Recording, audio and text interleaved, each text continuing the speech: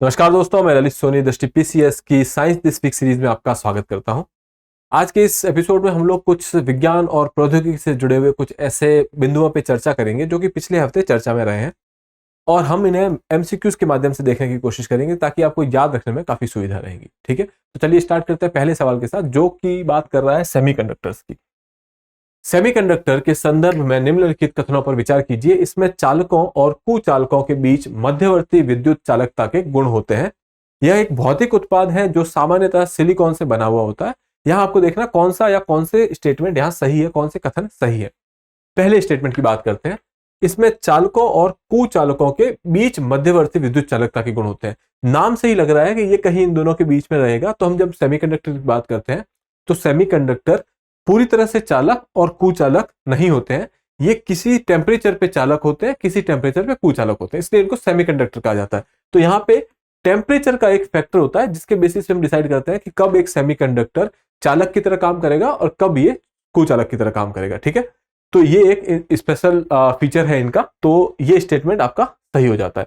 फिर दूसरा, ये एक भौतिक उत्पाद है जो सामान्यतः सिलिकॉन से बना होता है। ये बिल्कुल सही है, जनरली ये सिलिकॉन से बने हुए होते हैं। तो आपके दोनों ही स्टेटमेंट यहाँ सही है। ऑप्शन सी जो है वो आपका सही उत्तर होगा। ठीक है, चलिए इनके बारे में थोड़ी और बात कर लेते हैं। यहाँ पे आप देखेंगे हाल में केंद्र सरकार ने देश में एक और सेमीकंडक्टर यूनिट को मंजूरी दी है।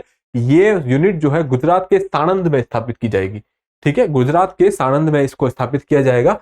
बता दें कि यह यूनिट काइनेस सेमिकॉन करके एक कंपनी है जिसके द्वारा लगाई जाएगी। यह केंद्र सरकार की मंजूरी पाने वाली 5वीं सेमीकंडक्टर इकाई और चौथी असेंबली इकाई है।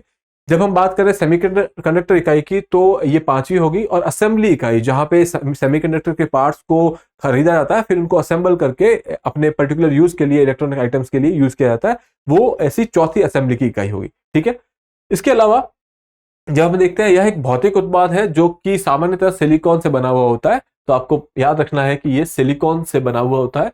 यह पदार्थों के एक विशिष्ट वर्ग का प्रतिनिधित्व करता है जिसमें चालकों और कुचालकों के बीच के कुछ विद्युत गुण विद्यमान होते हैं, जो कि हमने देखा कि एक पर्टिकुलर टेम्परेचर पे ये एज अ चालक काम करते हैं या फिर एज अ कंडक्टर काम करते हैं, और दूसरे वाले पे एज अ नॉन कंडक्टर काम करते हैं। ठीक है, इसका उपयोग विद्युत धाराओं के प्रवाह को नियंत्रण करने के लिए किया जाता है। अत्यंत परिशुद्धता के साथ इसका उपयोग किया जाता है। हाई प्रिसीजन के साथ इनका उपयोग किया जाता है। ठीक है, तो ये बात हो गई सेमीकंडक्टर के बारे में। आंसर हम पहले भी देख चुके हैं। अगला सवाल देखते हैं। हबल टेलीस्कोप के संदर्भ में निम्नलिखित कथनों पर विचार कीजिए। इसका नाम खगोल शास्त्री एडविन हबल के नाम पर रखा गया है। यह यूरोपियन स्पेस एजेंसी ईएसए के ग्रेट ऑब्जर्वेटरी प्रोग्राम का एक हिस्सा है। उपयुक्त में से कौन सा या कौन से कथन सही है? आपको सही कथनों का यहां चुनाव करना है। ठीक है, पहली बात करते हैं, इसका नाम खगोल शास्त्री एडविन हबल के नाम पे रखा गया है। ये बात बिल्कुल सही है। ठीक है, दूसरी बात, यह यूरोपियन स्पेस एजेंसी ईएसए के ग्रेट ऑब्जर्वेटरीज प्रोग्राम का एक हिस्सा है। ये ईएसए का हिस्सा नहीं है बल्कि ये नासा के प्रोग्राम का हिस्सा है। आपको पता होगा नासा जो है यूएसए की स्पेस एजेंसी है, इसके प्रोग्राम का हिस्सा है। आपका दूसरा स्टेटमेंट गलत है। तो आप कह सकते हैं केवल एक, जो कि आपका ऑप्शन ए है। ठीक है, अब बात करते हैं इसके बारे में। हाल ही में नासा ने चमकते हुए पराबैंगनी तारा समूह की तस्वीर खींची। यहाँ पे आप एक तस्वीर देख सकते हैं। यहाँ पे चमकते हुए पराबैंगनी जो होते हैं अल्ट्रावायोलेट टाइप की यू कैन से कुछ तारा समूह है, उनका एक फोटो खींचा गया है, और ये फोटो जो है हबल टेलीस्कोप से लिया गया है। ठीक है, यह तस्वीर हबल टेलीस्कोप के द्वारा ली गई है। बता दें कि यह तारा समूह सबसे चमकीले तारा निर्माण क्षेत्र के केंद्र में स्थित है। इस तारा समूह को NGC 346 के नाम से जाना जाता है। ये नाम अगर आप याद रखना चाहें तो याद रख सकते हैं, क्योंकि किसी ना किसी एग्जाम में पूछा जा सकता है। ठीक है, फिर अगर हम बात करें आगे टेलीस्कोप के बारे में, तो आप देखेंगे इसका नाम, टेलीस्कोप का जो नाम है वो एक खगोल शास्त्री हुए हैं जिनका नाम है एडविन हबल, उनके नाम पे रखा गया है। तो ये स्टेटमेंट सही था। यह वेधशाला अंतरिक्ष में स्थापित होने वाली पहली प्रमुख ऑप्टिकल टेलीस्कोप है, या फिर पहली ऐसी ऑब्जर्वेटरी है। ठीक है, तो ये इंपॉर्टेंट है आपके लिए। यह नासा के ग्रेट ऑब्जर्वेटरीज प्रोग्राम का एक हिस्सा है, जो कि मैंने बताया ये यूरोपियन स्पेस एजेंसी का नहीं बल्कि नासा का हिस्सा है। ठीक है, तो ये चीजें हुई हबल के बारे में। अगला सवाल देखते हैं। हाल ही में निम्नलिखित में से किस राज्य में डेंगू को महामारी घोषित किया है? उत्तर प्रदेश, कर्नाटक, तमिलनाडु और केरल। अभी हाल ही में कर्नाटक ऐसा राज्य है जिन्होंने इसको एक महामारी घोषित किया है, क्योंकि लगभग 7,000 से ज्यादा यहाँ पे केसेस आए थे और कुछ मृत्यु भी हुई है। ठीक है, तो यहाँ देखिए हाल ही में कर्नाटक सरकार ने डेंगू के मामलों में वृद्धि के बाद इसको महामारी घोषित किया है। दरअसल कर्नाटक में इस वर्ष जनवरी से जुलाई तक 7,362 मामले आ चुके हैं और 7 मौतें दर्ज की गई है, जिसकी वजह से इसको एक महामारी के तौर पे स्टेटस दिया गया है।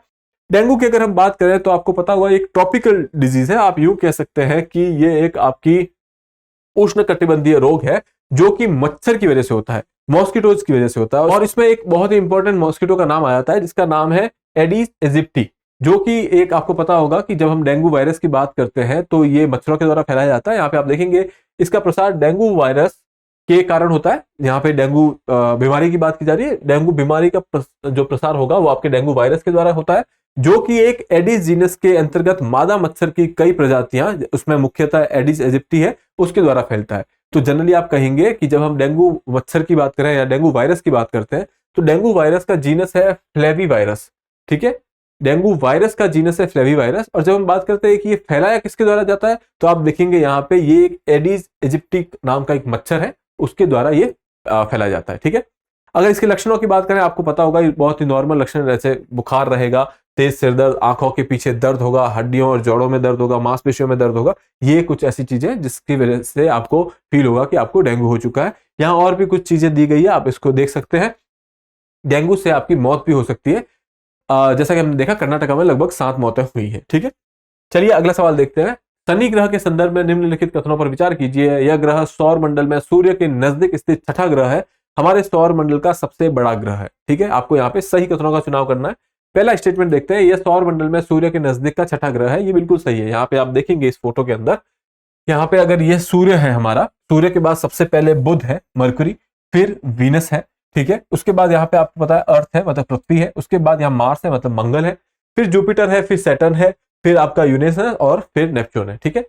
जब हम बात कर रहे हैं शनि की, जो कि आपका सैटर्न है, तो आप देखेंगे ये पहला, दूसरा, तीसरा, चौथा, पांचवा और ये छठा ग्रह है, तो ये बिल्कुल सही हो जाता है। साइज के हिसाब से अगर बात करें तो सबसे बड़ा जुपिटर है यानी कि बृहस्पति, उसके बाद शनि का नंबर आता है, तो ये सबसे बड़ा दूसरा ग्रह है। तो यहाँ पे आप देखेंगे इस सवाल में पहला स्टेटमेंट सही है, ये हमारे सौरमंडल का सबसे बड़ा ग्रह है, ऐसा नहीं है, क्योंकि सौरमंडल का सबसे बड़ा ग्रह बृहस्पति है। तो पहला स्टेटमेंट सही है और केवल एक जो है ऑप्शन ए आपका सही उत्तर होगा, यहाँ पे ऑप्शन ए, ठीक है। यहाँ पे इसमें कुछ और बातें कर लेते हैं। हालिया खबरों के अनुसार मार्च 2025 में शनि ग्रह के छल्ले कुछ समय के लिए अस्थायी रूप से गायब हो जाएंगे। जब आप शनि ग्रह को देखेंगे तो आप पाएंगे कि इसके आसपास एक यहाँ पे रिंग जैसी बनी हुई है जिसको छल्ला कहा जाता है। अब ये रिंग जैसे छल्ले जो बने हुए 7-8 छल्ले हैं, 7 छल्ले हैं टू बी प्रिसाइज। तो ये 7 जो छल्ले हैं, ये कहा जा रहा है कि 2025 में एक वक्त के लिए ये गायब दिखेंगे। ये गायब होंगे नहीं, बस दिखेंगे। आप कह सकते हैं एक ऑप्टिकल इल्यूजन होगा कि शनि ग्रह की जो वहां की परिस्थिति होगी, जिस जगह पे वो होगा, जो लोकेशन होगी, और अर्थ की जो लोकेशन होगी, वो कुछ इस तरीके से बैठेंगी कि ये छल्ला हमें नहीं दिखेगा। और कैसे नहीं दिखेगा मैं आपको बताता हूं, उससे पहले ये पढ़ लेते हैं। शनि ग्रह के बारे में बात करें तो ये सौर मंडल में सूर्य के नजदीक स्थित छठा ग्रह है, जो कि हम देख चुके हैं। ये हमारे सौर मंडल का दूसरा सबसे बड़ा ग्रह है, पहला वाला बृहस्पति है, ठीक है। यहाँ पे आप देखिए, यह बर्फीले वैलों की चमकदार सुसज्जित प्रणाली है। जब हम बात कर रहे हैं इन छल्लों के बारे में, तो ये कुछ बर्फीली रॉक्स हैं जिसकी वजह से बनते हैं। दूसरा, यहाँ आप देखेंगे ये छल्ले शनि ग्रह के झुकाव और एक ऑप्टिकल भ्रम के कारण कुछ समय के लिए गायब होंगे। अब देखिए, जब हम बात करते हैं पृथ्वी की, तो आपको पता है कि पृथ्वी अपने अक्ष पे ऐसे थोड़ी सी टिल्टेड है, जिसे हम लोग लगभग बोलते हैं 23.5 डिग्री, ठीक है। अब जो ये टिल्ट है, ऐसी टिल्ट शनि में भी है, ठीक है। शनि की भी पोजीशन कुछ इस तरीके की है, आप देखें, ये आपका ग्रह है, ये इसके छल्ले हैं और ये इस एंगल पे इंक्लाइंड है। अब पृथ्वी जिस तरीके, अब शनि के सामने जब आएगी, कुछ इस तरीके की पोजीशन रहेगी। 2023 में इस तरीके से हमको ये छल्ला दिख रहा है, ठीक है। फिर 2024 में शनि की टिल्ट कुछ इस तरीके की रहेगी कि आपको ये थिकनेस जो है थोड़ी कम होती हुई नजर आएगी। और 2025 में दूर से अगर आप देखेंगे तो ये सीधी लाइन दिखेगी, ठीक है। आप पृथ्वी और शनि एक दूसरे के एकदम सामने आ जाएंगे, उसकी वजह से ऐसा लगेगा कि एकदम सामने कोई छल्ला नहीं है, बस एक सीधी लाइन बनी हुई है। और हमारी जो डिस्टेंस है वो इतनी ज्यादा है जिसकी वजह से ये लाइन दिखेगी नहीं, और उसकी वजह से हम कह रहे हैं कि ये जो छल्ला है वो हमें नहीं दिखेगा या गायब हो जाएगा, ठीक है। तो ये कुछ बातें हैं जो इसके बारे में हमने की। अगला सवाल देखते हैं। अंतरिक्ष एजेंसी द्वारा स्पेस एक्स के साथ मिलकर यूरोपा क्लिपर मिशन लॉन्च किया जाएगा। रोस्कोस्मोस, जाजा, इसरो और नासा, ठीक है। अब ये जो स्पेस एक्स जो है, आपको पता होना चाहिए कि ये एलन मस्क की कंपनी है, ठीक है। और स्पेस एक्स के अगर बारे में हम बात करें तो इन्होंने नासा के साथ ठीक है, नासा के साथ यूरोपा क्लिपर मिशन लॉन्च करने का प्लान किया है। ठीक है, जब हम रोस्कॉस्मोस की बात कर रहे हैं तो ये रशिया की स्पेस एजेंसी है, रूस की। जब हम बात कर रहे हैं जाजा की तो ये जापान की है। ठीक है, इसरो भारत की है और नासा जो है यूएसए की है।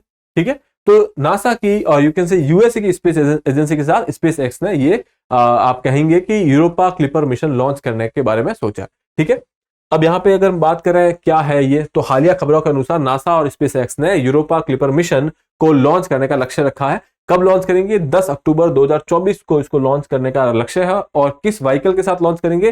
व्हीकल का नाम है फाल्कन 9। ठीक है, तो इसको यहां से लॉन्च किया जाएगा। दूसरा, जब हम बात कर रहे हैं इस यूरोपा मिशन के बारे में, तो यूरोपा क्या है? यूरोपा जो है, जैसे धरती का अपना एक चांद है, वैसे ही बृहस्पति का एक चांद है जिसका नाम है यूरोपा। यहाँ पे आप देखेंगे कि जब हम जुपिटर की बात करते हैं, अर्थ पे हमारे पास एक मून है, ठीक है, मार्स पे 2 है, और जब हम जुपिटर की बात करते हैं तो यहाँ पे 2-3 यहाँ पे आपके सामने रखे हुए हैं, इसमें से एक है यूरोपा। अब जो ये मिशन भेज रहे हैं, ये यूरोपा ग्रह की परिस्थितियों को पढ़ने के लिए है। ये देखा जा रहा है कि क्या वहां पे पानी और जीवन की संभावना है कि नहीं। ठीक है, तो जिसका उद्देश्य बृहस्पति के चंद्रमा पर जीवन के लिए संभावनाओं की तलाश करना होगा। ठीक है, बता दें कि रोस्कॉस्मोस जो है रूस की है, जाजा जापान की है, इसके बारे में हम लोग बात कर चुके हैं। ठीक है, तो यहां पे हमने देखा कि ऑप्शन डी जो है वो आपका सही उत्तर है, जो कि है नासा।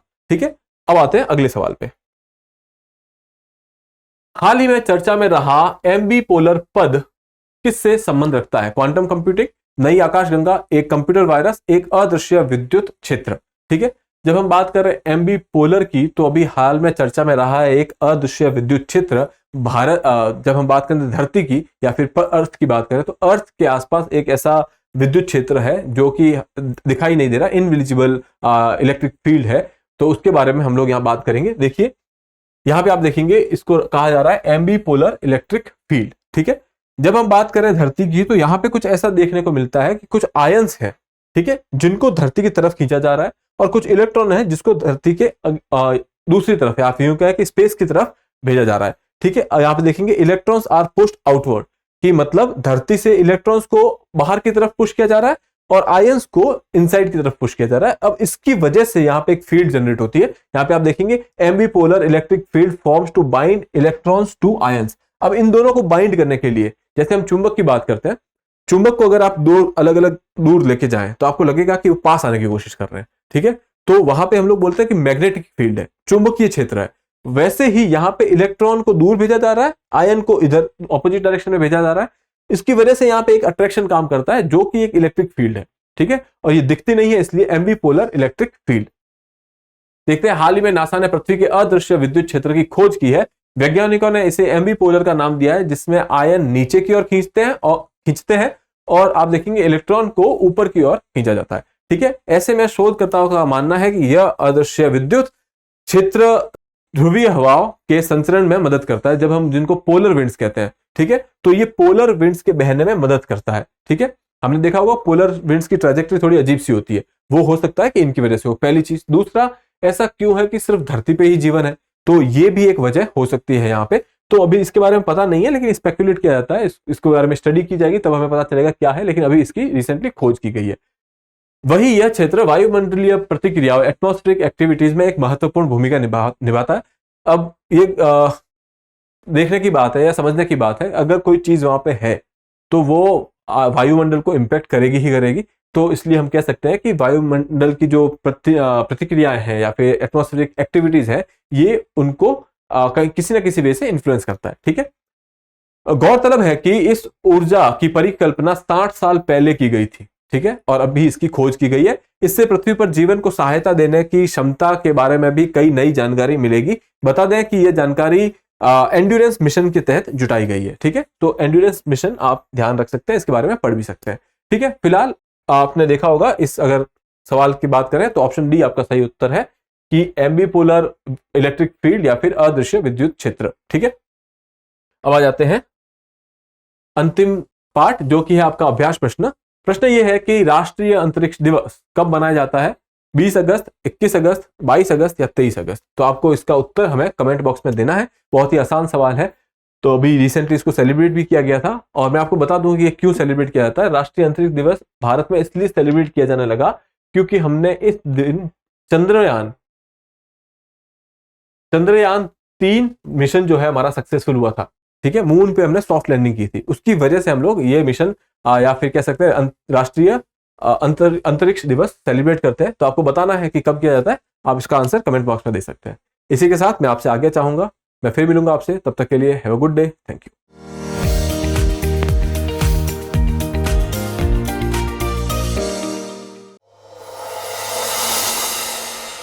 डियर व्यूअर्स, अपने एग्जाम की तैयारी को और बेहतर करने के लिए हमारे चैनल को लाइक, शेयर और सब्सक्राइब करना न भूलें।